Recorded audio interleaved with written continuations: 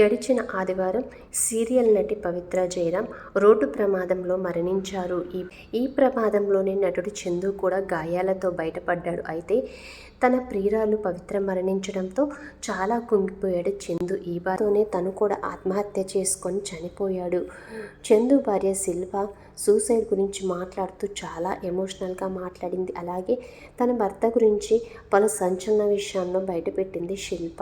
చందు తనను 4 ఏళ్లుగా దూరం పెట్టాడని, తాను సూసైడ్ చేసుకుంటానని అస్సలు అనుకోలేదని, తమ ఇద్దరిది ప్రేమ వివాహమని, చాలా అన్యోన్యంగా కూడా ఉండేవాళ్ళమని చెప్పుకొచ్చింది. పవిత్ర ఎప్పుడైతే ఎంటర్ అయిందో అప్పటి నుంచి మా ఇద్దరి మధ్య గ్యాప్ స్టార్ట్ అయింది అంటూ శిల్ప వెల్లడించింది.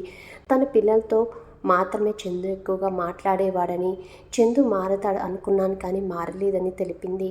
పవిత్రతో చందు సహజీవనం చేస్తున్నాడని తెలిపింది. అయితే పవిత్రకు చందు కంటే ముందు చాలామందితో రిలేషన్లో ఉన్నారు. పవిత్ర మాయలో పడి చందు చివరికి తన జీవితాన్నే పోగొట్టుకున్నారని తెలిపింది శిల్ప.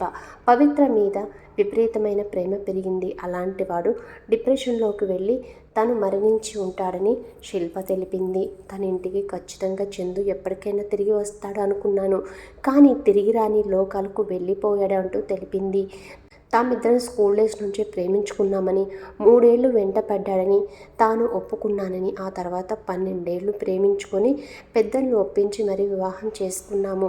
2015లో మా వివాహం జరిగిందని, నిన్నటి రోజున ఉదయం కూడా కాల్ చేసి ఇంటికి వచ్చేయమని చెప్పానని, కానీ ఇంతలోనే సూసైడ్ చేసుకోవడం చాలా బాధాకరమని తెలిపింది. అలాగే చందు చెల్లెలు శ్రావణి కూడా మాట్లాడుతూ తన అన్న మరణం కుటుంబానికి పెద్ద షాకే అన్న సంగతి చెప్పింది. అన్న కూడా ధైర్యవంతుడు, కానీ సూసైడ్ చేసుకుంటారని అస్సలు అనుకోలేదని తెలిపింది.